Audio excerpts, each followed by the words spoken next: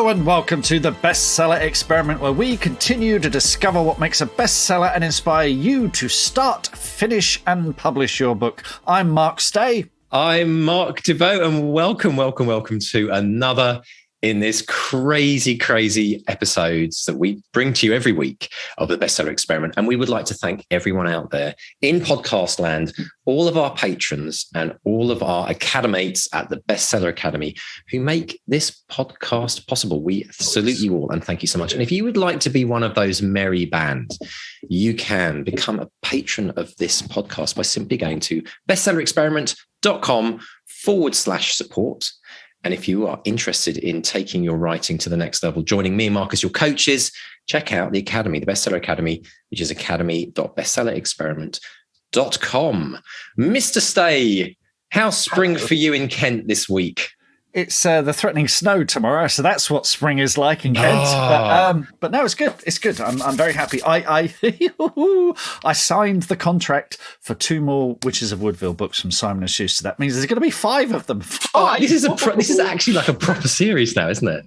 I know, it's great. Moved on from trilogy to series. Yeah. What happens after trilogy? Like, are there any words for like? Well, you have a quartet and a quintet and a sextet and a heptet and an octet and then non-tet, isn't it? Yeah, I don't know.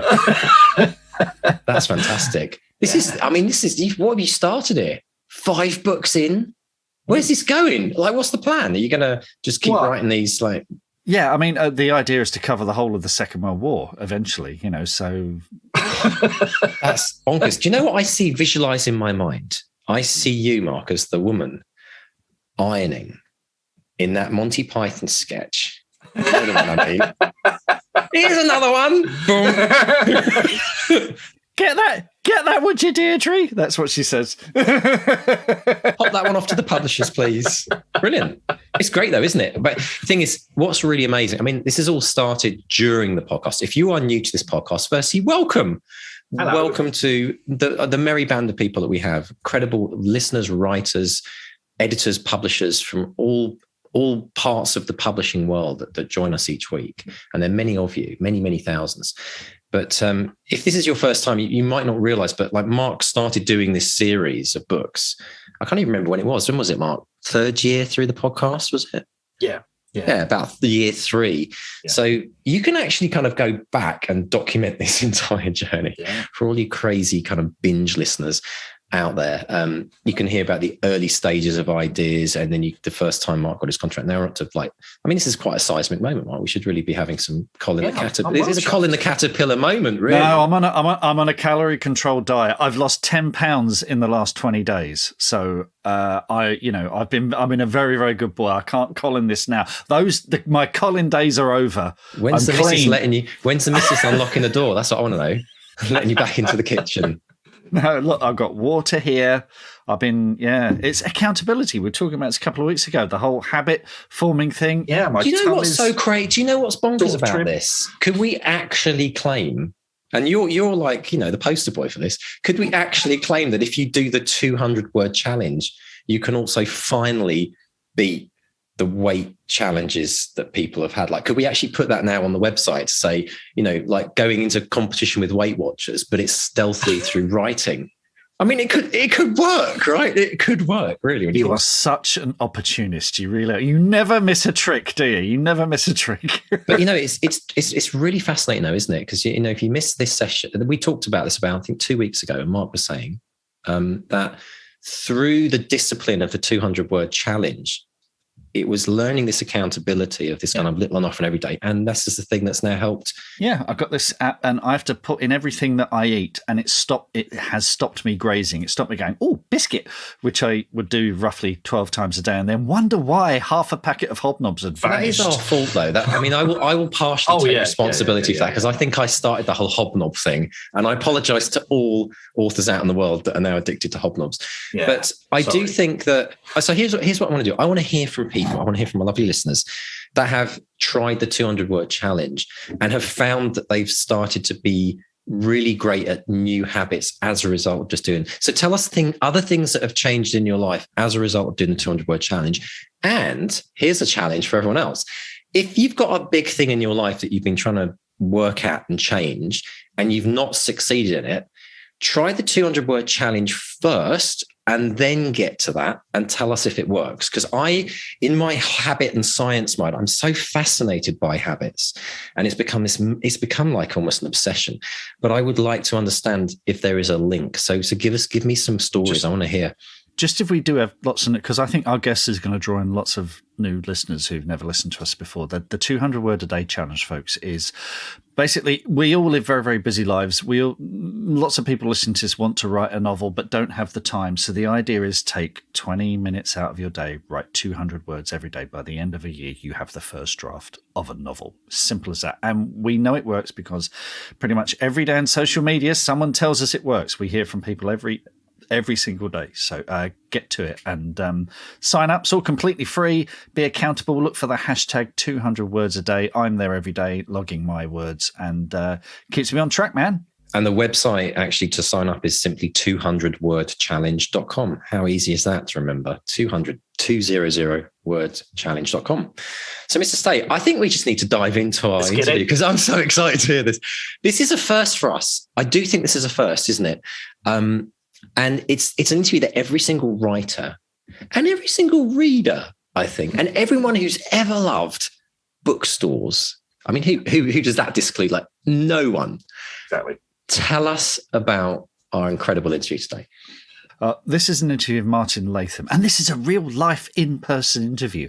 I cannot remember the last time I did one of these.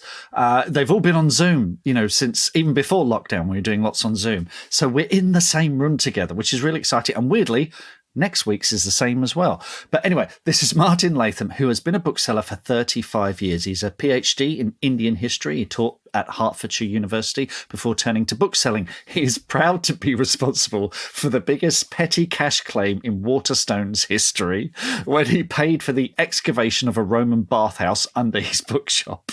He's Waterstones' longest-serving manager. He started in 1988. He is an endless well of bookselling anecdotes. As you'll hear, he's deeply passionate about bookselling. He's also an author, and his latest book, The Bookseller's Tale, is a celebration of books and bookshops. And we discuss what makes a great author event, how bookshops are evolving post-lockdown, and the question that every British writer and every writer in the world should be asking, which is, how do I get my book into Waterstones? He gives us the answer, and much, much more. Brilliant stuff. So for everyone who's not in the UK, who's never even seen a Waterstones, imagine the biggest bookstore in your country. This is what we're talking about here. So let's dive in and have an incredible, fun adventure with Mark chatting with the hilarious and brilliant Martin Latham. Martin Latham, welcome to the Bestseller Experiment. How are you today? I'm very well, thank you. Lovely to be here. Well, it's lovely to be here. We're in your bookshop, and it's at the end of a very long day. I think this is the latest interview I've ever done, actually. It's nearly 9 o'clock. I'm usually tucked up in bed with a book by now. Me too. But you've been here all day, and you've just had an event. We're sitting in the space where we did the Ben Aronovich event a few weeks ago. Yeah. Is this, now you are Waterstone's longest serving manager. Is this your second home? Yeah, it is, actually. I dream about it. And I also dream about the old shop in Canterbury, which we relocated from. Yeah. I still have dreams about it. It is my second home. Yeah. And I could easily probably spend the night here as someone in Dorrance does when they've done events. So I've just had a really nice event about an obscure Sheppey writer. Right. And I investigated whether I'm the longest serving Waterstones employee. I'm certainly the longest serving Waterstones manager, 1988. But I'm not. There's 3 people with a smaller payroll number. So I've tracked down a woman who works in Notting Hill who actually predates me. Oh, well, if you listen to this, get in touch. We'd love to get you on the show. Yeah. But 1988, that was pretty much the beginning of Waterstones, wasn't it? Was that? It was close to the beginning. Although when I joined, I felt like a new boy because there were lots of these sort of raffish public school, artful, dodgery, drunky types who regarded me as a sort of, I don't know what I was regarded as. Yeah, it was pretty early on that Old Brompton Road started. So I was interviewed by Tim Waterstone, small office, and I was interviewed for Canterbury by Tim Waterstone.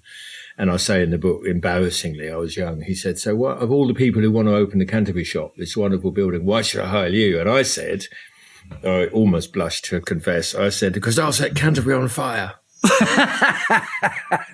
And we did have a fire in Goods Inn because of all the cardboard sitting after we opened. Your other claim to fame is you're responsible for the biggest petty cash claim in Waterstones history. Can you tell us about that? That was when I'd heard an archaeologist came in who said, of course, you know, we weren't allowed to excavate the Roman bathhouse. The rest of the Roman bathhouse is under this shop. I said, that's amazing. And it preyed on my mind. And I asked him how much it would cost. And he said, well, thousands to excavate it. I said, well, how many thousands? And we'd had it was December. We'd been having a good week. You know, the shop's made about 2 million a year. Ever since it opened, it's been profitable. And so I got the money out of the safe, paid them. They did the dig. They found all these things and bits of pottery made in Germany, which are now displayed. They found this hypocaust floor, and you could see the division between the cold room and the hot room. And it's really amazing. And you can see it now, even though it's in the basement of a recently closed down upholstery shop. You're allowed to go ask and see it because it's a scheduled ancient monument, which I'm quite proud of. Wow. And then the invoice went around head office for a long time. It's like, what was this petty cash slip? And in the end, somebody phoned me up from the head office was in Birmingham. And I said, what have you all been buying? And then they thought it was a publisher, and in the end, it faded, but they were puzzled by it for a long time. You have to record it on a spreadsheet. But yeah, it was the biggest petty cash slip ever. Fantastic. We salute you. But look, we're here to talk. We've got some listener questions. We'll get to those in a minute. Yeah. But I want to start with your amazing book, The Bookseller's Tale, which is a celebration of books, bookshops. Tell us about this book. Where did this come from? So there are some books about books which are predicated upon, aren't customers funny? Don't they say stupid things? Right, yeah. We're all stupid in another shop. We don't know where their knickers are and M&S. Yeah, exactly. That's your bag. Yeah. And this was really, I find customers inspiring, continually inspiring. A young bloke came in actually yesterday and said, have you got a map of Montenegro, mate? And I said, where is it? What is it? And to my amazement, we had a map of Montenegro. He bought it. And with a twinkle in his eye, at the end, he said, I've decided I'm going to cycle to Istanbul. This is the bit I haven't got a map of. And he was about to go off cycling to Istanbul. So constantly meeting inspiring customers like that. And I could go on about them, about the woman who came in today and said how amazing Tolkien was. She was buying a £150 new Lord of the Rings that we sell with a letter written in Tengwar for real Tolkien completists. You know what Tengwar is? It's a dialogue of Elvish. But she was telling me that Tolkien's editor tried to correct him on the spelling of dwarves. Oh. And he said it's dwarfs. I wrote the dictionary. Anglo-Saxon to it short. So the book came out of customer experience and being inspired by customers. I thought I really want to put this down. And the magic of bookshops that I've always loved ever since I was little, going into them, my dad going into second-hand bookshops. And the very strange fact that with all the rapidity of technological change, the MP3's come and gone, the compact disc has come and gone, the internal combustion engine is toast, apart from in a few years, you know, a few men with issues will be striving them. But, you know, what other technologies lasted since Henry VIII's time? It's the same thing. You open it, you crack the spine, you look, you fold the corners. And this strange relationship I also see customers having with books, where they hug them when they bought them. Yeah. There's big debates about whether you fold the corner down. Should you write in a book? Oh, no, but all the great philosophers did. Should you crack the spine? I mean, people get messianic, is that the word? People get really worked up about that. Yeah. And I see people who will kiss a book after they bought it surreptitiously. Why? I don't know. Do people do that with a scarf? So all those things led me to just throw this stuff down on paper, with various excursions into my frustrated academic side, where I researched medieval marginalia and stuff. So my tutor actually got in touch with me. I haven't spoken to her for decades, and said she liked the book, which really pleased me. I didn't remind her that when I was writing my PhD, she said, you know, you're trouble, Martin. You're just not fitting this into the paradigms. You're too chatty. So now I've been chatty and lots of people liked it. Brilliant. Absolutely brilliant. You were just telling me before we were recording, Alan Bennett liked it. Yeah, that was a big shock to get a letter. The quote's not on the book, but I had this typewritten letter, and it was written with all the old mistakes, like the sort of letter you decipher in a John le Carré on an old typewriter. He hadn't bothered to correct it. He didn't have one of those Tipex things, just saying how much he loved it and that I should write another one. So that made my day, and reflecting on him being a bookseller. He just loved the stories, particularly the New York chapter And it's a smorgasbord. It's a mixture. It's a ragbag. It's a mongrel. And at last minute, I said to the editor, "This is all over the place. How, because my agent said, you must have a narrative arc, Martin." But I got the right editor who said, "Forget an arc. I just want it to be like hearing you rambling away." And it is a ramble. And my editor said, "It's very obtuseness is what works." So I always say it's ideal to read in a lavatory. You can read it in bits. In some ways, it's like stepping into a bookshop because you've got, look, we're here, we've got wonderful display here. There's books on essays over there. Have a look over there. There's books on studying and crime and science fiction. Every page you turn of this, you're in a different nook and cranny, aren't you? Well, that's why I asked for the cover to be like looking. A lot of people love the cover, like that infinite sense where you go into a bookshop, you disappear into the stacks. There was a girl recently who asked downstairs, "Can I get to Narnia through this bookcase?" And the bookseller, "No, you can't, I'm afraid." And the little girl just said, "Okay." That's what I asked about the wardrobe at home, and Dad said, "I can't go through there either because Mum bought it at IKEA." So, but that just shows the magic a bookshop holds. Yeah. I think. Yeah, amazing. There's talk of another one. Any idea where you might? Well, go I didn't next? want to write another faint imitation, but relentless name dropping. We had Jacqueline Wilson do an event recently, and she'd read it and said, "It's just like a plum pudding. I love it, but I want more of the actual stories. I want more day-to-day stories. Right. The history bits are fine, but where it comes alive is where you go on about the stories of actually the day-to-day, like writing, almost like Down and Out in Paris and Down and Out in Paris and London, or a lot of the memoirs now you get for the medical profession. Adam Kay, Henry Marsh, Chrissy Watson, the nurse. Give us the texture and the fabric of it, because there have been a lot of famous people who worked in bookshops, but they don't write about those times. No. They're not still working on the till. And I never go in the back office because I hate offices. When I was 10, I knew I wasn't going to have an office job. I'm still on the till, and that's what I love, that interplay with customers. So I'm going to write more of that. It might be less of a success, but there's lots that I want to get off my chest. Good. No, I can't wait. It's one of those things, whenever you meet booksellers or old booksellers, they've all got a story. About that customer, that event, that day when that thing happened. I've got a few myself, and it's just a joy to hear them. I've just found out one of the absolute wonderful symbolic stories that I'd like. It's worth writing another book to put this in. Christina Foyle, who we know is a bit of a right-wing nightmare, regardless of the fact she interviewed me and didn't give me a job. Now, for the listeners, she used to run Foyles. Yes, quite right.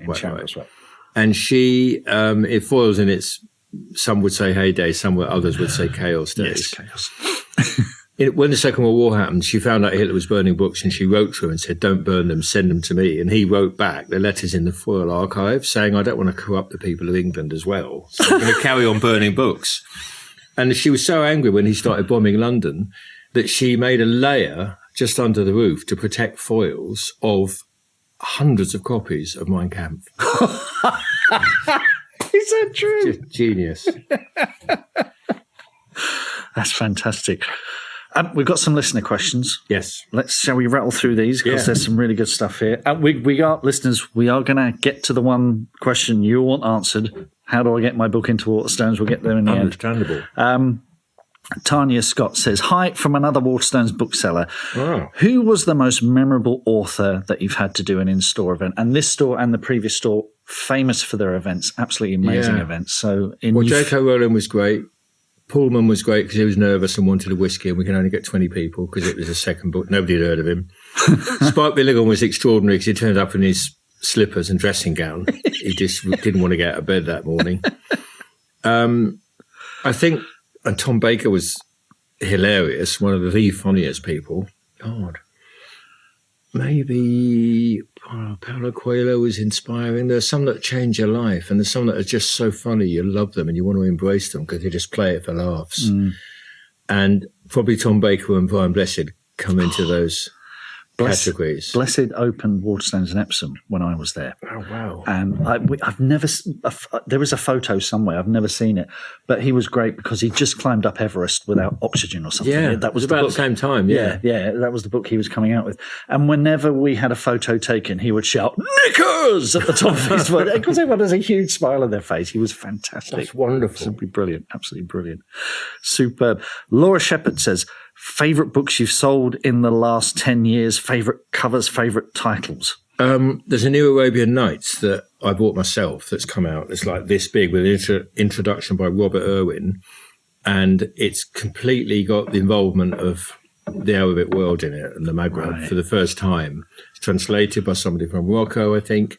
And the notes are amazing. And it's a beautiful thing in itself. I don't like the idea of a coffee table book. And I've never had a coffee table, but I've never had if I had a coffee table, I wouldn't have had a coffee table book in it. But I've got an old sea chest on the floor of my house, and I've put this book on there for the first time. It's so beautiful. It's just called The Arabian Nights. It's about 20 quid, and it's bigger than the average book. And it's got all the notes in it. It's the complete Arabian Nights. And I saw it in Al Saki Books, the Lebanese Arab Middle Eastern bookshop in Notting Hill. It's been there since 1978. So I thought that's the imprimatur that it's kosher. Kosher. So that's one of the most beautiful, satisfying books. No, sorry. Okay, not kosher. Well, that's one of the most satisfying books that I've sold in recent times. So you're still visiting other bookshops, getting inspired, figuring out, okay, what's new, what's different, what gives us a point of difference, that you're still doing that? Yes, definitely, and reading about them. And I cycled to Paris with my daughter and went to Shakespeare's, and that, I don't know, even though it's a heritage site, it's still got this vibrancy. There's a bookshop in Lisbon that's meant to be the oldest in the world or something, but it is a museum. You don't sort of ask the staff anything. You just people visit it, and there's dust on the books. But Shakespeare's is still vibrant and alive. I'm trying to think of other books. There's a Lakota poet, because I go to the LRB bookshop sometimes. And in the basement, they've got this huge poetry section.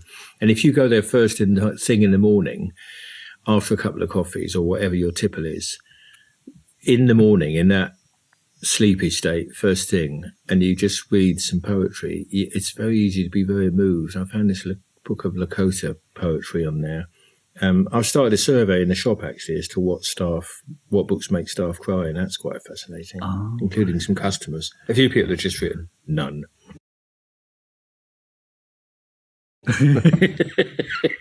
As time goes on, I'll think of the Laura of one or two other books that I really enjoyed selling recently, because I've been a bit rubbish.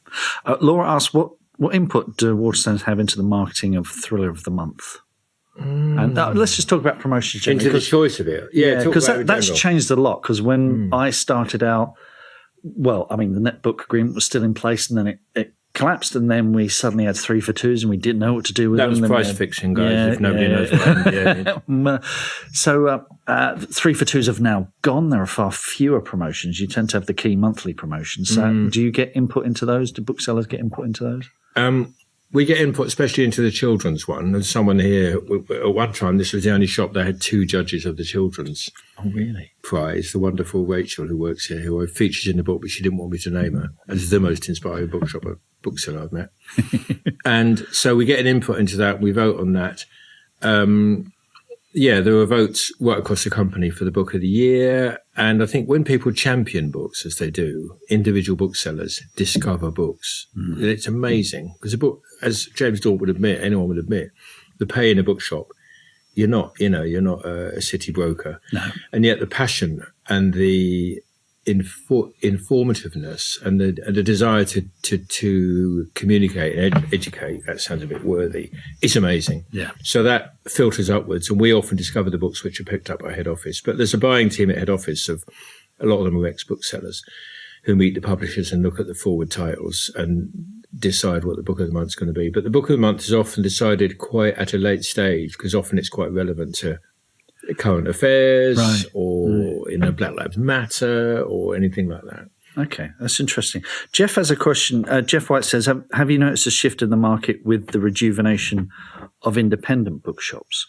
Has that changed? Because the thing is, because you have more choice in what you stock now, you're not having all these 3 for 2s foisted on you and all these promotional titles. You get a bit more say in what you get to stock. Each Waterstones is very different. The original thing with Tim Waterstones was that was a chain of independents. Now that independents seem to be, thriving, are you finding that's changed things at all? Yeah, I love the fact that there are independents that are thriving, because they give us a good kick up the arse and stop us from being complacent. It's like when Waterstones took over Dillon's, that was a challenge to Waterstones, because suddenly there was no big competition. Then we took over Ottokar's because they were going bust, and that was a challenge. And so the absorption of other branches and chains, which is often because they come to us and say, we need you to buy us, is the danger that it makes us complacent. I think it's just human nature. If we don't get the challenge of somebody suddenly, say, selling second-hand books on the pavement, or having a really good cafe with fair trade coffee, or selling herbal tea with real tea leaves or something. What's that gentleman's name? That was Jeff. Jeff is quite right. There is a renaissance of independent bookshops, which is fantastic. When bookshops are continually challenged, it's a wonderful ecosystem that the other ones come up. I can't think of an individual instance, but we are still copying what independents do in many ways. Kate Baker asks, has the demographic of book buyers changed over time? I hear a lot, children aren't reading as much as they used to, but then the children's section seems to be thriving. No, that's surely bullshit. Young people, I mean, my 30-something 5 children all have vinyl in their house and physical books in their house. Yes. And recently someone in a queue on the ground floor, because there was a brief, terrible period when we sold Kindles, somebody asked for a Kindle accessory, and there was an audible ripple of suppressed laughter going down the queue, as if somebody had asked for the Sinclair C5, sort of a Heart album on CD. It was, although I love Heart, actually. So I think that they're fashionable, and they're not going to go away. And I think, kids are certainly reading books. Young kids are definitely reading books. As for the demographic changing, the good thing is, as with travel writing and bird watching, it's not all just white old men anymore, right? Which is absolutely fantastic. We're hosting a Jamaican poet next month whose first name is Winsome, and she is wonderful, and she'll bring lots of other poets down from the university. We've got a Sri Lankan poet after that. We do poetry by candlelight, and I'm finding, basically, let me say this. I was frightened to go into Hatchard's when I was young, and I often questioned why that was in the 60s, 70s. I just thought it was too posh. Isn't that strange? Foyles was more working. I feel stupid confessing that. So I was one of those excluded minorities as a working class. I sounded much more cockney then than I do now. Bloke. I just thought it was too posh. It had carpets. And there must be lots of minorities and people who still feel that about a bookshop. And people, up till recently, people lower their voice and whisper in a bookshop, and the mums will tell the kids to whisper. That doesn't really happen. That's really rare now. Yeah. No, that really rings true. There was the library was always we always went as a family to the library, but bookshops, there was a lovely secondhand bookshop in Leatherhead that I used to go in and get all my old secondhand science fiction, and it had that sort of dusty smell, and cricket was always playing in the background, and that felt wonderful, cozy. But going into those big bookshops, it's like, do I need a permission slip to come in here? It was always a bit, And let's face it, everyone talks about how wonderful independents are, and we evil corporates put them out of business, which is often not the case. Half the time they wouldn't open Sunday, and they wouldn't let buggies in. They didn't have a cafe. Yes. But I know this sounds controversial, but some independents have been, when I grew up, appalling. Yeah. Elitist, run by an old bloke in a tweed jacket. They smelt of cabbage normally. There was no toilet. You couldn't get a buggy in there. There was no disabled access. They were snooty. They were intimidating.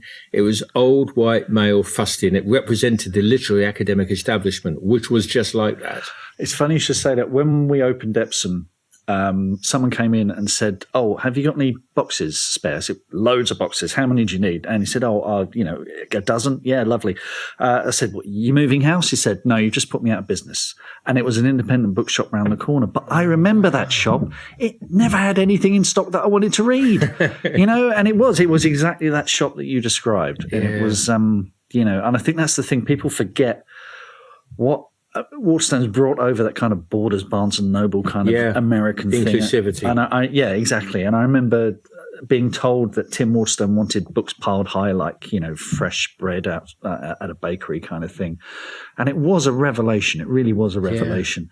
Then the 3 for 2s and the overstocks came, and it got a bit much. But it feels like there's an equilibrium now. It's been through terrible times. I don't know. I haven't seen Game of Thrones, but I imagine it's a bit like that Clash of Empires. Having been through 7 managing directors, When I first was young and Waterstones Kensington opened, and I could go in there at 10 to 10 at night and it was open. And I couldn't believe I could sit and read for as long as you want. That idea of sitting and reading a book for as long as you like. People used to go into foils and put a bookmark in there, go in every lunch hour and read the book completely. What was wrong with that? It's wonderful. Steve Gowland has a question. So what predictions do you have for bookselling in the next few years? So do you see any changes? I think...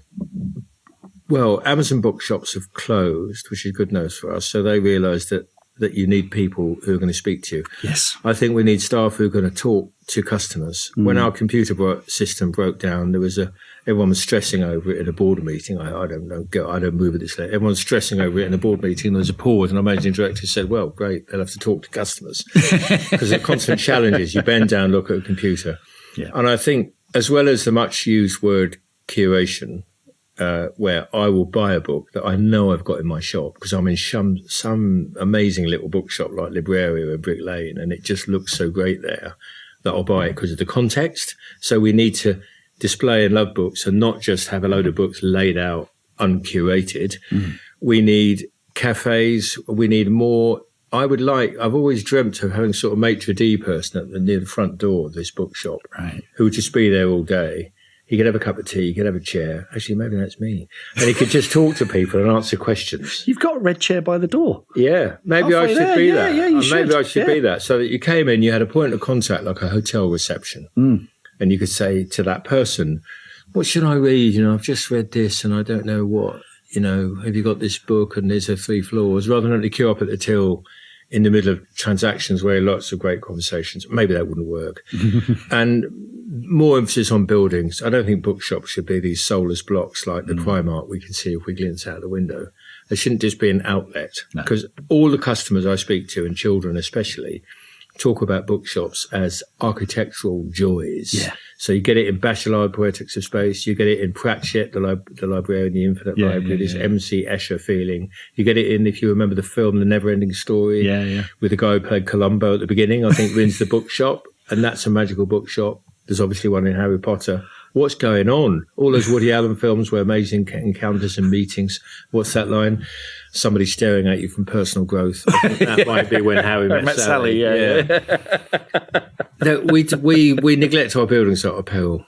That's some of the changes that I think will happen in bookshops. In the very near future, do you events? Do you see we do events? Yes, we've got a couple of questions about events. We're going to get to that. Thousands of them. Are there any genres you think are about to be big, about to... Yeah, isn't it funny? I've seen Feng Shui come and go. I've seen vegetarianism be a subset of healthy eating. In some shops, it makes me angry. It's still in diet as if it's some sort of weird aberration. Now it's a whole bay. Yeah. I've seen manga go from 2 shelves to 4 or 5 bays. Obviously, gender is going to be big. And the gender section at the moment you'll see here is all about... it hasn't got much about gay men in it. There's the Robert Webb book on being a man. Yeah. So that's a big change. That will be fantastic. And I think we need a new name for the gender section. We name our own sections here rather than going by the head office classifications. We get a sort of somebody who's good at lettering to paint the name. But we need a new name for that section. We need a climate change section that isn't depressing. And should that be near nature writing? Right. Nature writing will expand. Why is nature writing different from travel? I don't know. There's this whole new genre of wonderful nature writing with a lot of women coming in, far more personal stories, not just Etonians in tweeds spotting eagle owls. And I think, so nature writing will change and morph. Because of Instagram, poetry is taking off, and we can all be snobbish about that. But I'm sorry, Byron. You're just not, you haven't got it anymore in terms of sales. We'll stock you. I do stock you, but they're not reading Don Juan. But Instagram is driving an interest in poetry that is extraordinary. And I think TikTok's changed the landscape. It's meant to be the biggest thing since Harry Potter for the book landscape. They're reading Ulysses again because of TikTok. They're piling up Ulysses because somebody mentioned it on TikTok. I haven't read the bloody thing. I don't think I'm going to. So all those sections will change. There'll be a TikTok-generated section. Perhaps it would be too awful and sort of lapel tugging to say, come and see your TikTok books. But, is that any worse than the Serendipity Bay I installed in Waterstones a while ago? Right. Poetry will get bigger. Fiction will get more diverse. Gender will expand. We'll have a section where you can find books on climate change and what to do about it. That isn't stupid gift books that are in themselves landfill, called things like "Don't have a plastic bag." And I think because the public are very discerning, they're going beyond hype. They're not going to. You can fool some of the customers some of the time, but not all of them all of the time. And they've always been way in advance of publishers. Yeah. In terms of fiction, what's hot at the moment and what's working? Oh God, that's a hard one. TikTok-driven books. Colleen Hoover, obviously. Who I don't know about Colleen Hoover. Ugly Love is a book that's making people cry. Lots of students are coming in, and young people. Casey McQuiston. People on Netflix. A lot of stuff like The Witcher and Game of Thrones is obviously driven by television.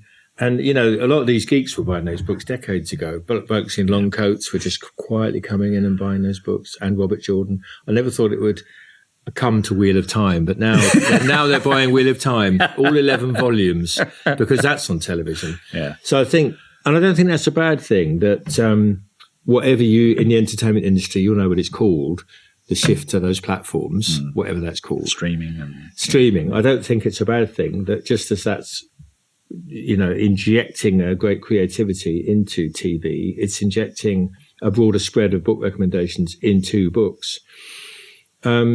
But there are certain books like The Bell Jar and The Donna Tartt that I'm looking at that just don't stop selling. Yeah. My daughter told me recently, I never knew this, that The Bell Jar is what really turned her on to think, oh yeah, books.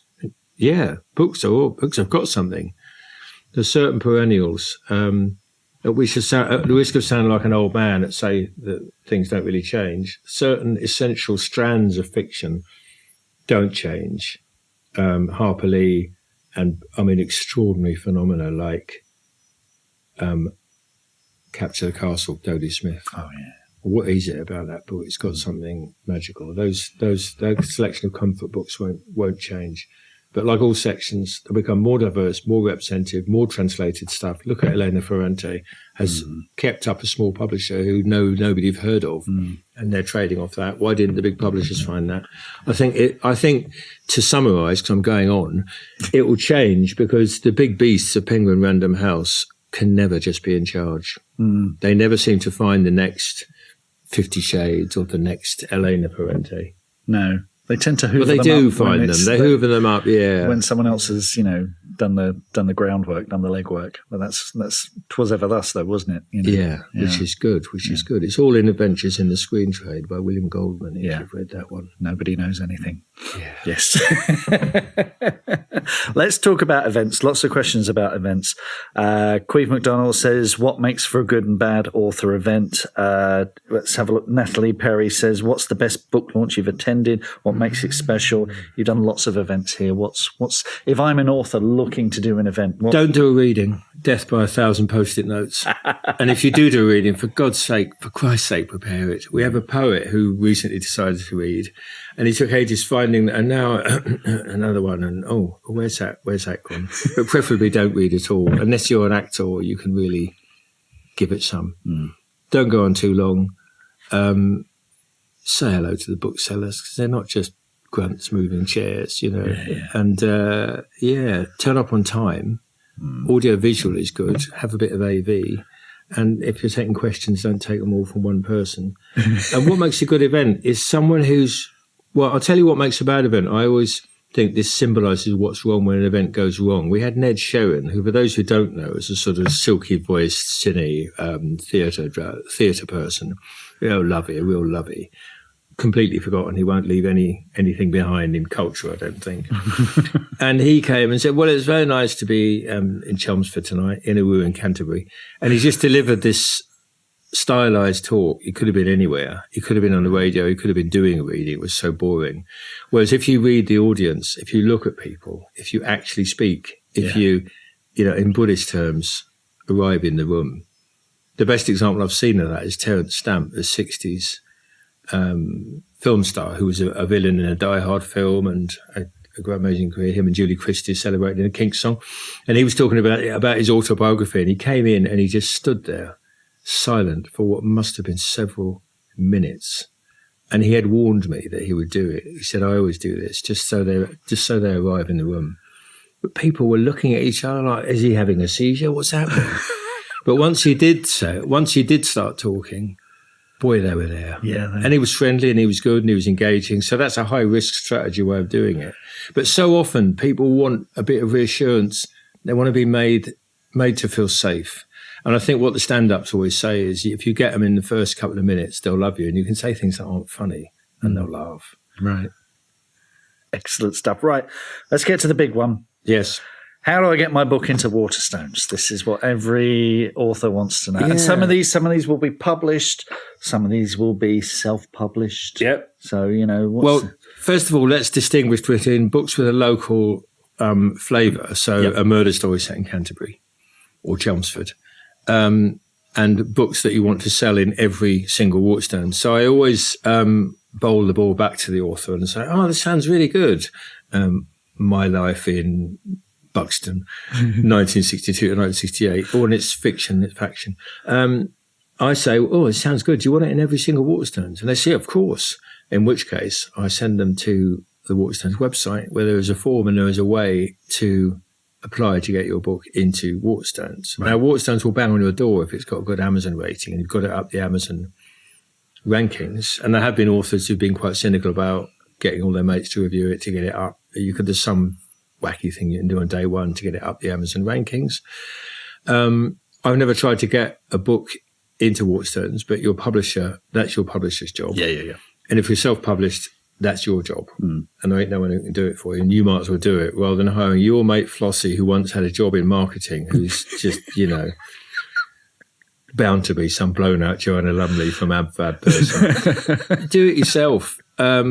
Approach head office if you really want it in every single shop. We had a sci-fi author who we rejected his book, and then it became really big, and we wish we'd taken it. So there are all those. If you believe in the book, it should be in every shop. And ask yourself what you want out of it. Some authors are honest and say, look, I'm retired. I don't want to make any money out of it.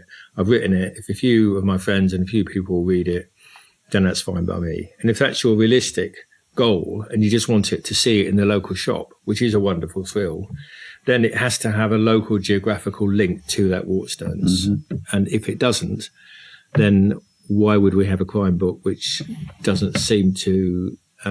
or a sci-fi book which doesn't seem to be as good as Mark Stay's book, because there's only so much space on the shelf.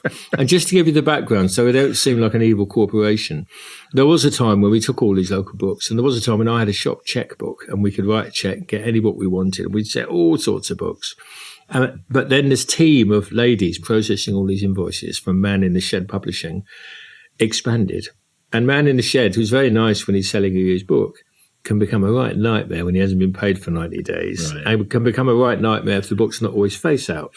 I've taken books and people come in and they face out the book for years afterwards. I could smack them one. Oh, what terrible behaviour. I know, said Mark Stay, looking shifty. So we couldn't afford to process all those invoices. So we thought, right, we'll just deal with gardeners, which is something you must have heard of. Yeah. You should have heard of. You should make yourself hear of. If you want to get your book into Waterstones and you're not with a major publisher, get it into gardeners. Phone them up. They're in Sussex. They're the major book wholesaler. And we love dealing with gardeners, obviously, because they'll deliver in a normal account and we only got one invoice to pay. Get your book into gardeners. You won't like the margin that they take, because obviously it has to go through them. They need to take something. And some authors have said to me, well, why can't you just pay me here out the till rather than me sending it to Sussex to gardeners and then out to here? But gardeners simplifies the invoicing process that I don't do and I'd hate to do if I was someone at head office. If it's got a local connection, then by all means, you should approach your local Waterstones and say, this book is set in Canterbury. And I'd love to hear about it, because you must have at least 4 mates who are going to buy it. It's the Canterbury Murders or something. But please be realistic about the loyalty of your mates who will say they'll buy it. Yes. Because some of them might not have. So we'll usually take a book like that. And there's a process whereby we can get your bank details and actually pay you if you just want it in one shop like that. Right. But that means it's not a book that's going to sell in Thanet, Bromley, Maidstone, Folkestone, Waterstones particularly. So I hope that's clear. 2 sorts of books. Head office deal with one. There's a buying team there. And yes, we can ask for certain books to be stocked in the shop that are national books. Or there's a local, approach your local shop if it's about a particular town. Brilliant. Listeners, I'll put that link in the show notes so you can find that link and flood Waterstones head office Absolutely. with these requests. This has been absolutely brilliant. Thank you so much, Martin. I really, really appreciate it. And so we got another one coming from you.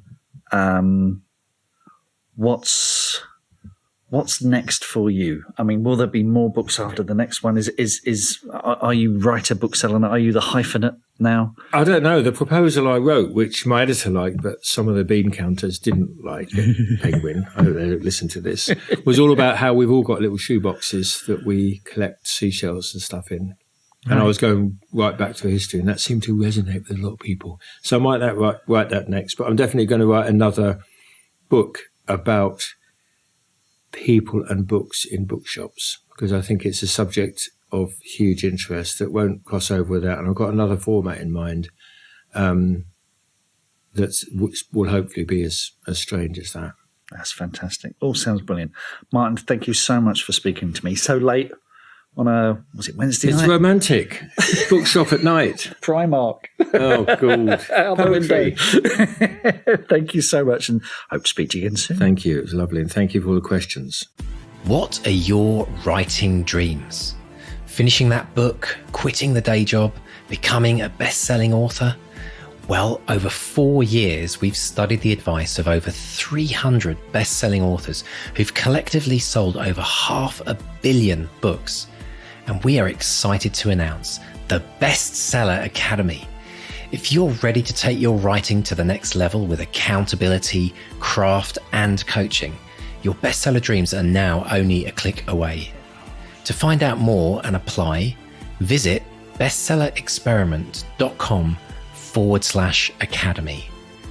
That's bestsellerexperiment.com/academy. Oh, I didn't want that to end. I guess we'll have to go and read the book. Yeah, and hopefully another book after.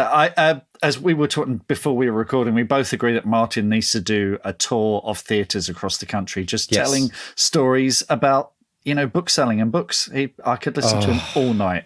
It was hilarious, and I just love it. I just love. I mean, the stories that Mein Kampf, like on the top of floors, the kids like coming into his store, the girl coming into his store and wanting to like find out about Narnia, and then knowing that because her mum only bought an IKEA wardrobe at home. I just loved it. I loved it. But you know what I really found refreshing? I mean, here's Martin, who's like been the longest standing manager of really the kind of the biggest book chain store in the UK.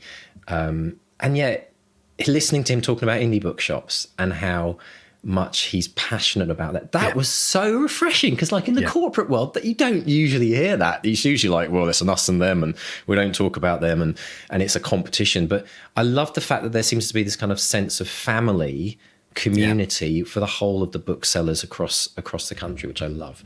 Yeah, no, he's completely sincere about it as well. Totally sincere about it. And I think it's, it's testament to someone who's been working in and around books for so long, who before he was a bookseller, used to find, like I said, he was frightened to go into Hatchards, and bookshops can be really intimidating. And I remember when I was at Waterstones, they did a survey and they found that even then Waterstones could be more I remember they were doing things like looking at uniforms and badges and things like that, and what could make Waterstones feel a bit more friendly, because they just want to get people through the door, and they don't want it. You might feel that people are being a bit judgmental about you and what you buy. And I can tell you, Martin's manager of one of my local Waterstones is one in Thanet as well, just up the road from me, and they are the loveliest, sweetest people. They don't care what you read, as long as you're reading, so that's what matters. We should put this into context as well, because people who haven't listened to the podcast from the beginning might not realize that you started your life in books started in Waterstones, being employed. How old were you? Take us back. I was, crikey, it was must have been 1992-ish, so I was 19, I think, and I was only supposed to stay for Christmas. It was a Christmas job at Waterstones in Dorking, which was lovely because it was a really small shop. On the high street? Yeah, South Near Street. Marks and Spencer's? No, it was South Street. and it was sort of opposite because I used to work in a hi-fi shop called Data Sound, and I used to pop into Waterstones on my lunch break, and I was in and out there all the time. They all knew me, and I saw a Christmas job coming, and I applied, and luckily really got it, and also luckily someone left. And they said, look, do you want to stay on? And because it was such a small shop, I was able to do everything. I ran every section. I did every aspect of the job. And then when Claire got into drama school, I went to the Wimbledon store, which was a great experience for a sort of, really busy London store. And then when we opened a store in Epsom, I helped open that store. I was at Epsom for 3 years, and opening a store is a whole new experience of its own. But I loved it. I really did love it. I was fit and trim then because you're constantly running up and down stairs carrying big piles of books. It was only when I became a sales rep that I started putting on the pounds because you're sitting in a car all day. Car driving around. So yeah, it was terrific. I had such a good time. But as Martin says, it doesn't pay terribly well. And Claire and I wanted to have a family, so I sold my soul for a company car. But look at me now. Well, there you go. I mean, but it's interesting, isn't it? I'm always fascinated in life, and I think everyone can relate to this in their own life. And that when you walk past that advert, Christmas help wanted, you have no idea what the universe has planned for you on the other side of that Christmas job. And it's kind of interesting because you went from Waterstones and you took a job in publishing, got invited. And I kind of wonder, had you not passed that little sign, do you often think about that? Like, where would you, sliding door moment? Like, where would you be an author now? Would we even be doing this podcast? Would the bestseller experiment exist? I think it's very, very unlikely. And it's, it did set me off on a path, and I loved books anyway. I love reading books, but the more you learn about the industry and the more you realize, actually, there's a way I can make a way into this.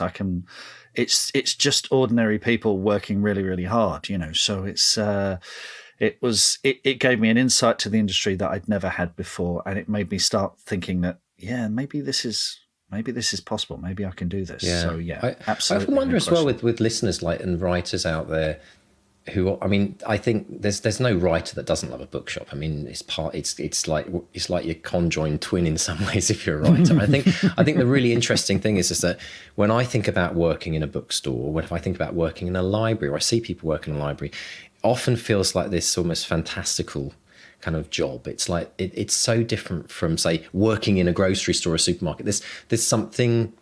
There is something magical about bookstores, and Martin alluded to this in the discussion you had. How do you put your finger on that? What is it about it? There is and there isn't. I mean, it's one of these things. I remember when I was an assistant manager at Waterstones, we'd interview people for jobs, and people had a very airy-fairy kind of, it must be lovely to be surrounded by books and blah, blah. But the first question you ask is, are you physically fit? How's your back? Because you're going to spend your day hefting books around all day, putting them in returns, unpacking them, moving them around. It's really physical.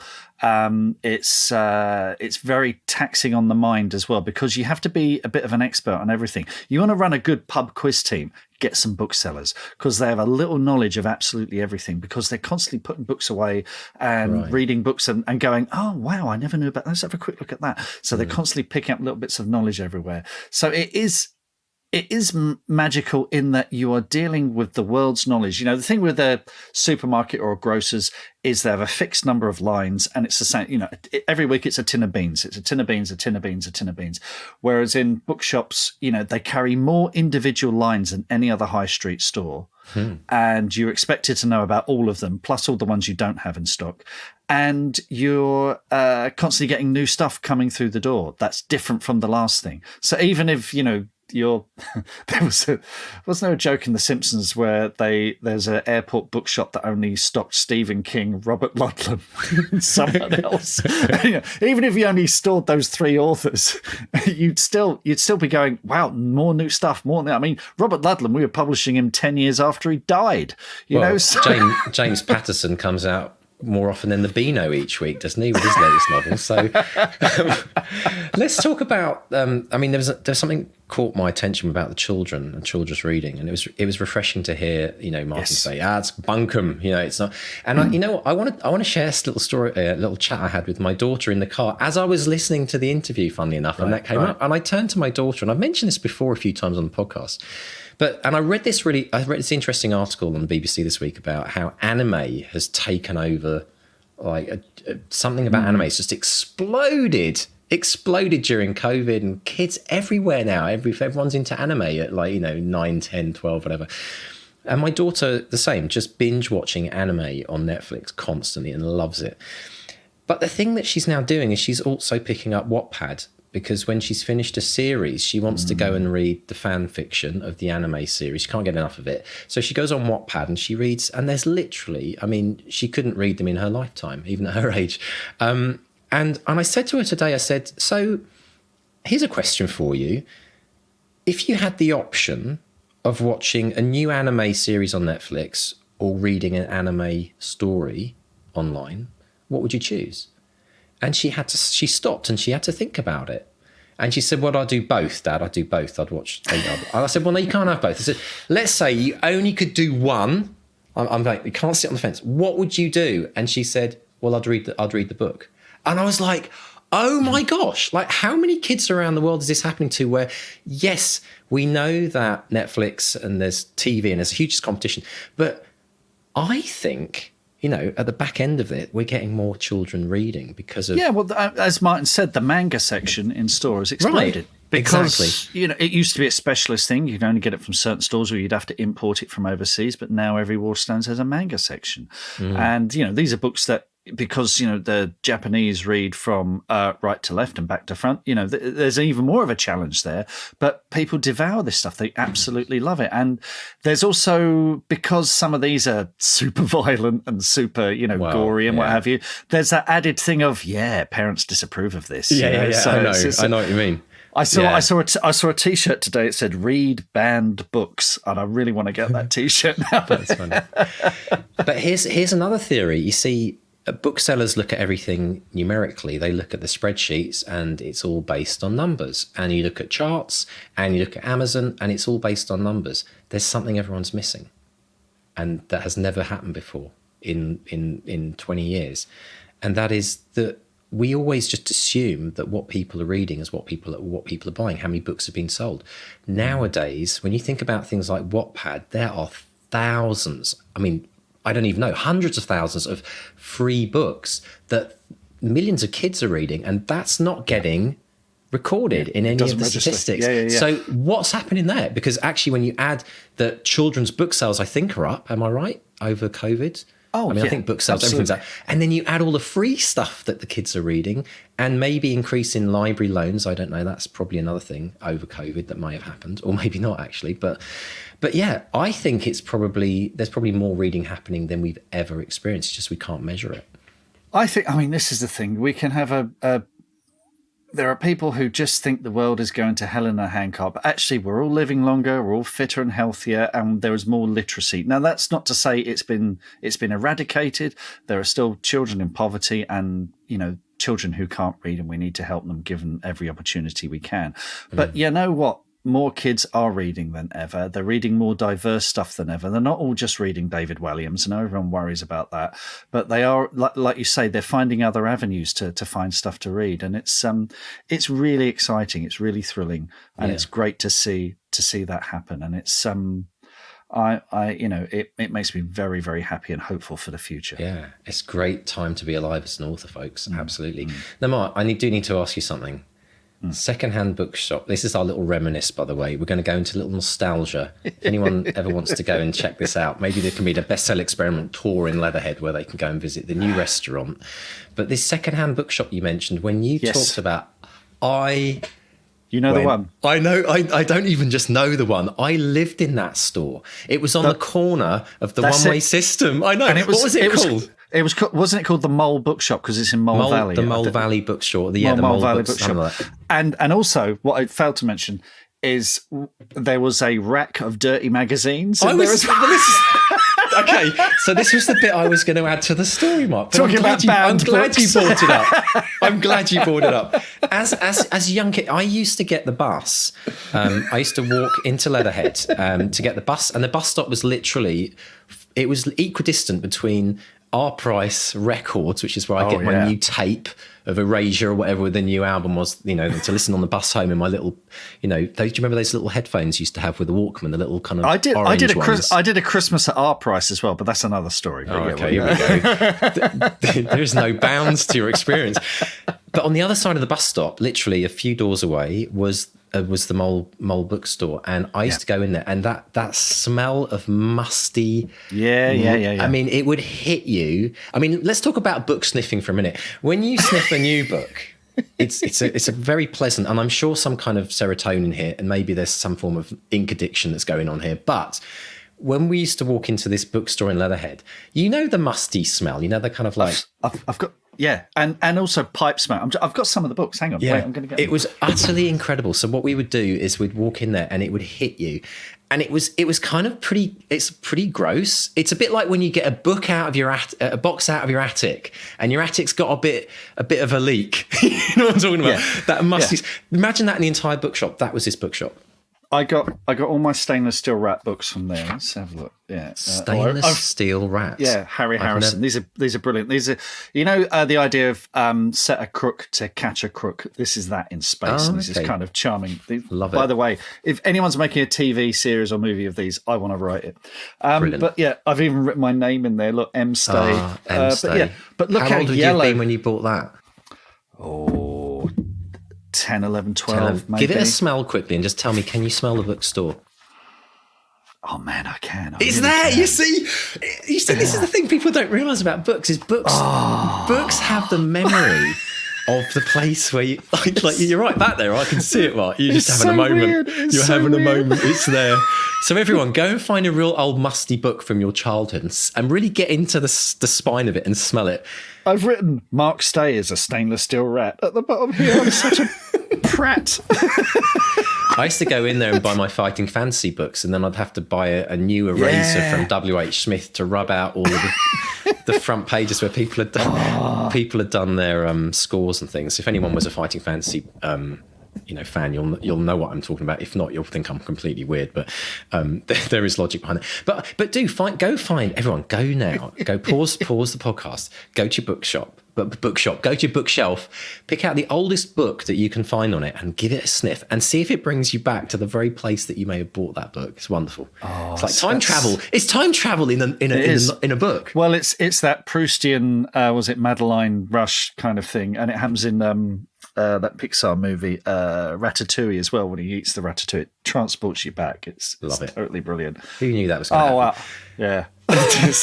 Now, we're going to have to do a nostalgia episode. I'm sorry, folks. Yeah. But actually, on this note, whilst Mark and I reminisce about our school days and hanging out in bookstores, where if you took a right and a left and a right and a left, down at the very end of that section, there was a box of dirty mags. And it was like, what?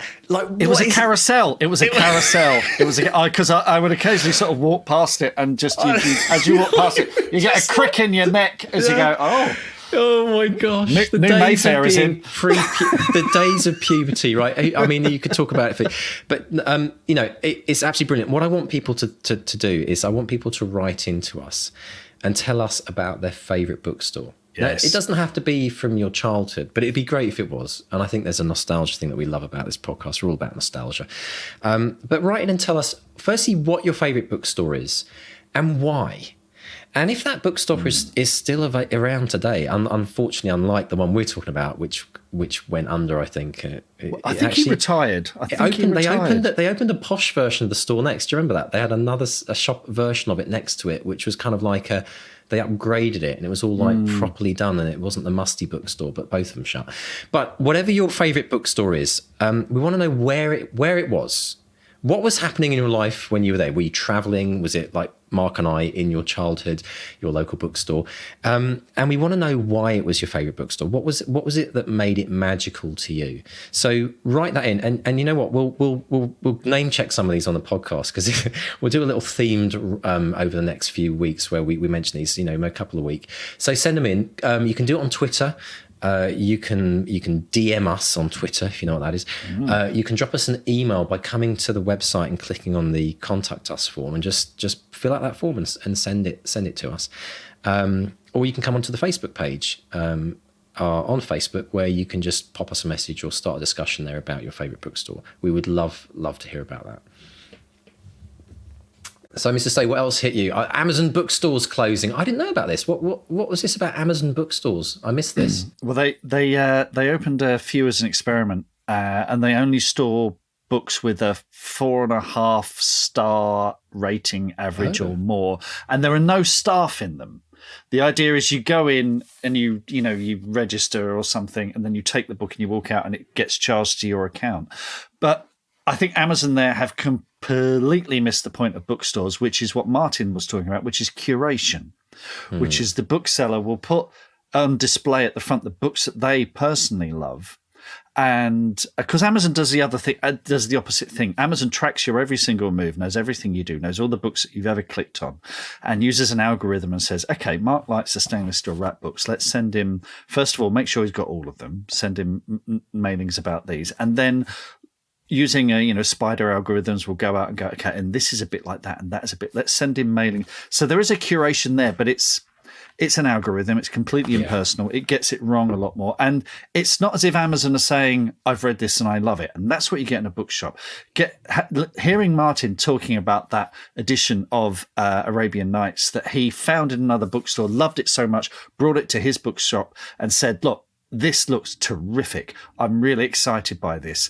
That is a thrill. That is word of mouth on a high street kind of environment, and that is really, really exciting. You get that in record stores as well. You get people in record stores or gaming stores going, I was thrilled by this. So that's why I think bookshops are still thriving, because we've all got a bit fed up with the Amazon algorithm, constantly banging us over the head with stuff they think we like. Whereas the bookshops are saying, I loved this, I think you might love it too. And if they don't, then you can at least have a conversation with the bookseller and say, here are the other things I enjoyed.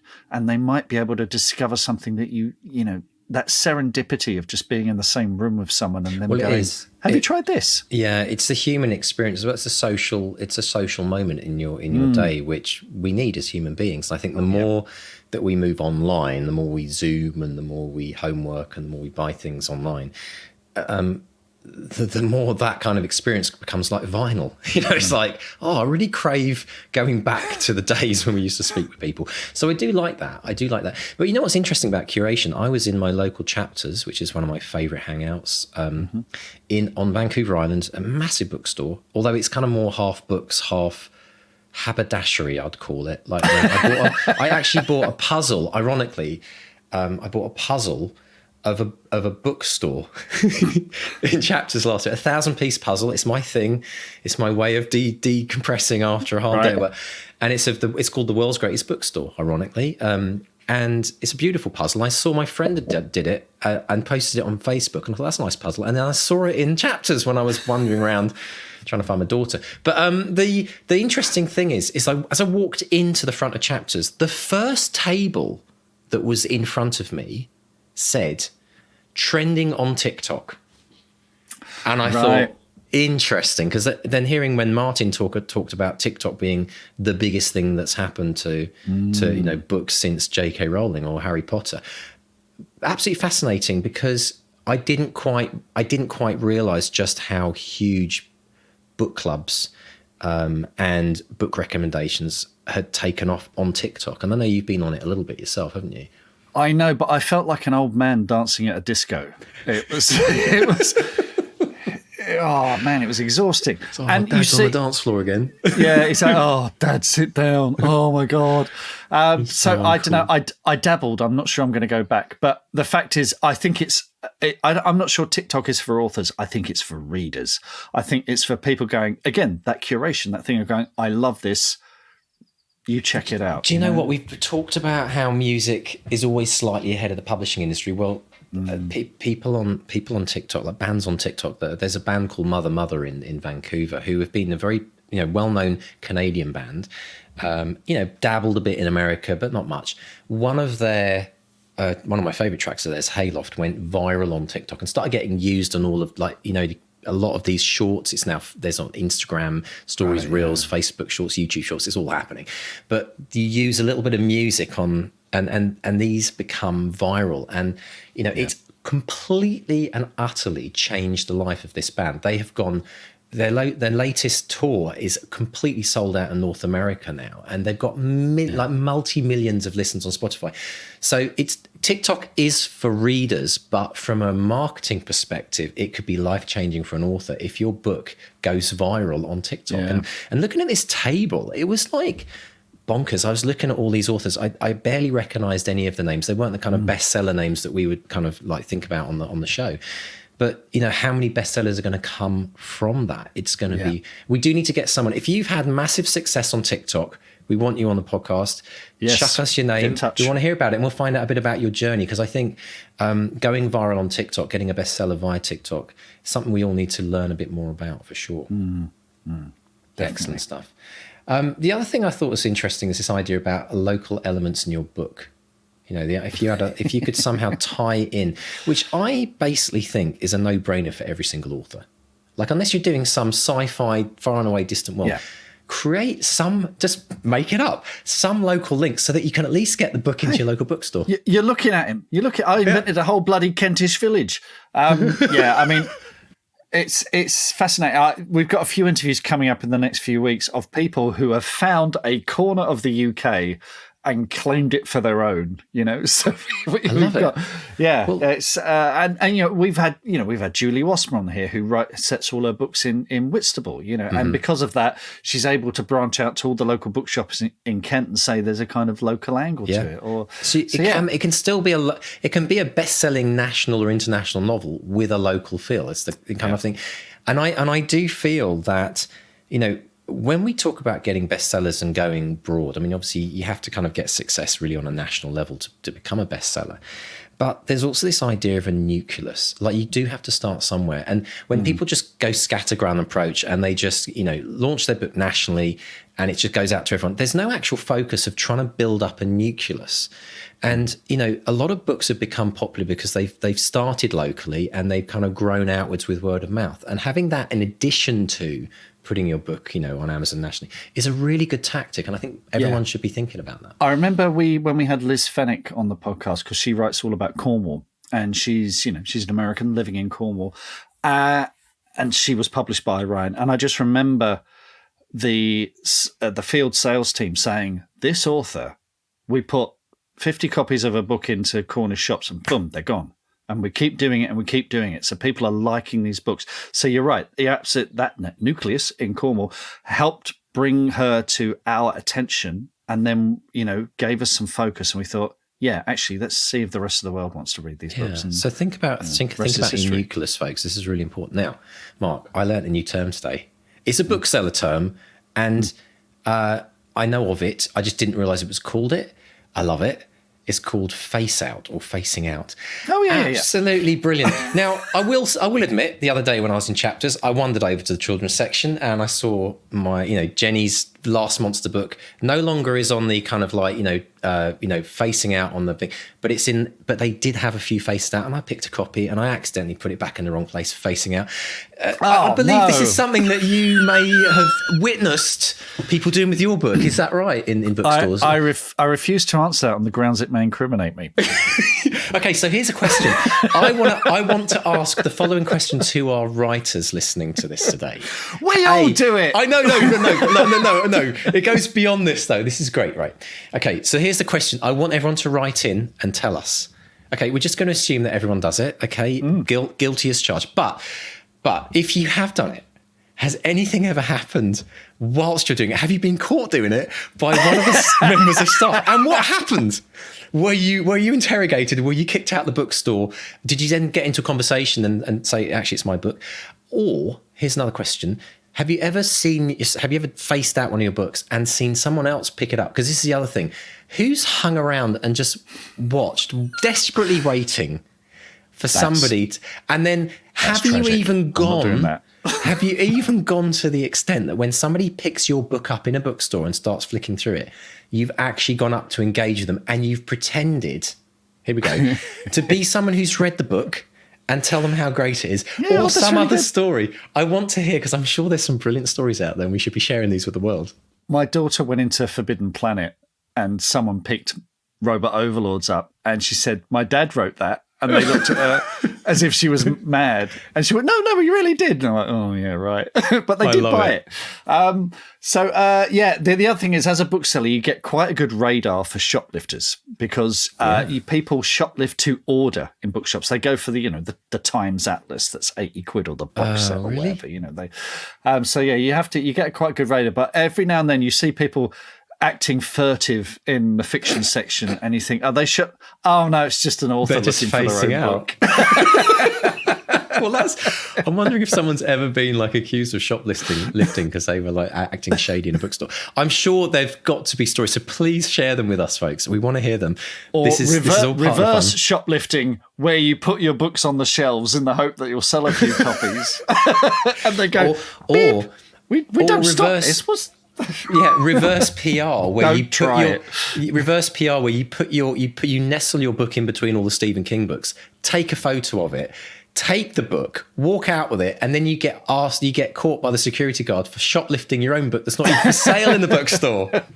Brilliant. Come on, folks, give us your stories. We want to hear about them. There's probably more than enough to fill another book actually on these. So that's absolutely brilliant. But we could talk about this forever, and we'll keep talking about bookstores because I love bookstores. I love libraries. We want to hear about your favorite ones, but there's something magical. I don't think we ever lose that kind of childlike. It's Christmas every day in a bookstore. There's that feeling of walking in and seeing what you might discover. Brilliant stuff. So, Mr. Stay, what's been happening on social media this week? Lots of good news. I enjoyed this one from Kate Baker, who is one of our academates on the Bestseller Academy. And she updated in the Hive. She said, and she's written this like an exchange of dialogue, which is you'll know why. She said, voice from downstairs. What's so funny? Me. I'm doing the dialogue formatting course on the Bestseller Academy. Husband, but why are you cackling so loudly? Because the example content is genius, I think, and really bloody enlightening. Are you learning anything? Yeah, a lot of it is about consistency and choosing what formatting to use and to bloody well stick to it. And Kate says, why didn't I have this when I was writing that other novel? Oh, well, at least I've copied and pasted all the wonderful examples into a Word document, printed them off and blue tacked them to the wall before I start the next. No excuses now. This course is brilliant and way better explained than any how-to book I've bought in the past. Thank you for that, Kate. I worked very hard. That's brilliant. That's absolutely brilliant, Kate. Love that. And we had a great update from Charlotte Rosemore, who says, I can touch type. She said, so this is in the wins section on the Academy. We asked people to post their wins. And she said, whilst transcribing my handwritten notes today, I discovered I can type without looking at the keyboard. Didn't have this skill when I started my novel 6 months ago, so must have picked it up along the way without even realising it. It's exciting because now I'm wondering what other skills I've been gaining without even consciously realising. So the Academy doesn't just teach you to write, you might learn to type as well. That's a big thing on the Academy. That's come up a lot, actually, about the value at whatever age you're at. I've been learning it in my 40s, relearning it really properly, and the difference it can make to your word count, the difference it can make to the reduced cost in just proofing your novel because you're looking at the screen rather than looking at your keyboard. Like, I think this is something campaign that we're all on in the Academy to get people to touch type or improve their typing speed as well. It's like one of the basic skills that we should all have as writers. Absolutely. And Jeff White, who writes as GM White, a long time supporter of the podcast, a member of the Bestseller Experiment group on Facebook. He's updated the covers for his fantasy series, The Swordsman's Lament, The Swordsman's Descent, The Swordsman's Intent, and they look absolutely bloody brilliant. They're really, really good fantasy covers. And that's a trilogy that actually rhymes. I don't think I've ever heard of a trilogy that rhymes before. That's brilliant. But he says he's been, he's shared a chart with us of his sales, and there's this sudden enormous spike and that was the day he put the new covers up. So that really, he's been using funnily enough, it's a company called Get Covers, and they're Ukrainian, and they're still operating despite everything that's happening over there. And he got them, these weren't expensive. He said they're like $35, and it's just transformed his sales. We've mentioned this so many times, what happens with cover art. I'll put a link in the show notes so you can check out Jeff's covers, and he's been tweeting about where he got these from as well. So do check them out. Fantastic. All these great things you learn about in the BXP team group. Fantastic. I love it. And also support, like if you get a chance, if you're looking for a cover, go support Ukrainian business right now. I think that's brilliant. I've heard in Canada, a lot of people have been booking Airbnbs in Ukraine with no intention of obviously ever staying there. Yes, just a way of getting money to the people out there. I think that's absolutely fantastic. So yeah, in great, Ukraine, a worthy cause for sure. Brilliant. Well, if you've got any good news, folks, drop us a line. We're our Bestseller Experiment on Facebook. We're Twitter and Instagram. We're at Bestseller XP, or pop over to bestsellerexperiment.com, look for the contact tab and drop us a line. And if you've enjoyed this episode, please leave a rating. Please subscribe so you don't miss any episodes. One thing I'm going to start doing as well on the weekly social media, I'm going to start putting a link to episode 1, because we're going to hit episode 400 this year. So it's becoming more and more difficult to find episode 1. So if you want to start from the beginning, I'm going to start putting links on our Twitter stream. So find us on at Bestseller XP, so you can start from day 1 and follow this whole journey from the very, very beginning. Fantastic. And we would like to introduce a new spotlight this week. Another incredible Academy member, Lynn Clark.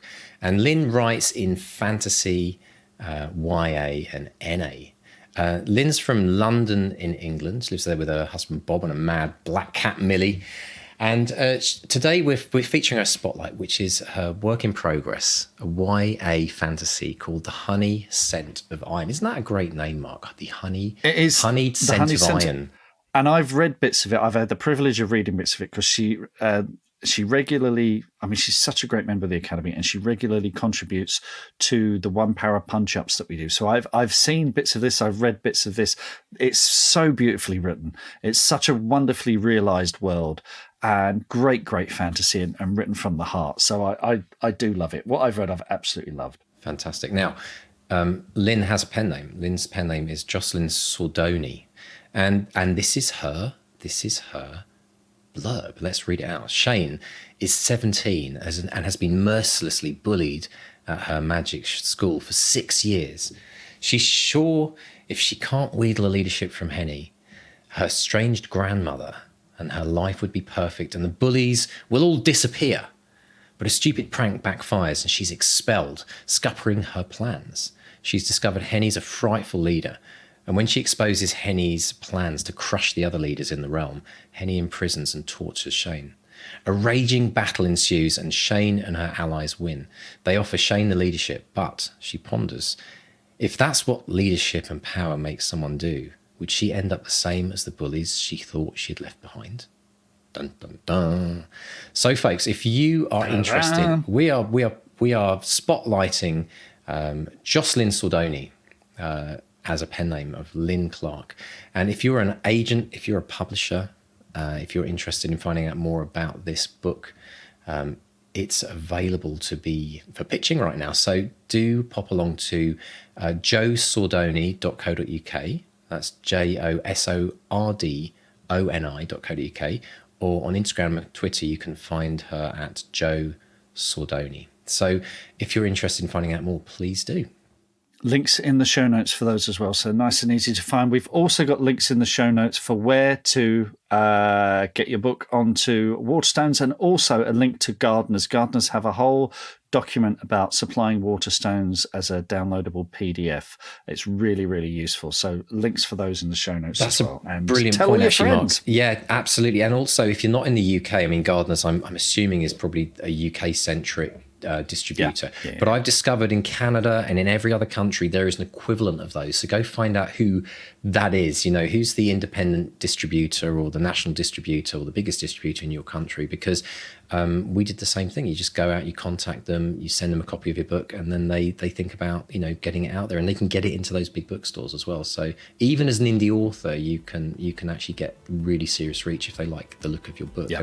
And they also want to know a bit about the marketing you're doing behind that. If you're getting it on the bestseller experiment and getting a mention, for example, that kind of stuff. So, do look into it, because people often think, oh, I've either got to stick it on Amazon or I've got to get a deal. Well, there's these kind of like opportunities in between as well. So folks, have a fantastic writing week. Do find us at bestsellerexperiment.com, and we look forward to chatting with you all again next week. And Mark, absolute pleasure. Have a great week, sir. And it's a goodbye from Mark 1. And a goodbye from Mark 2. Tatty bye. Goodbye. Bye.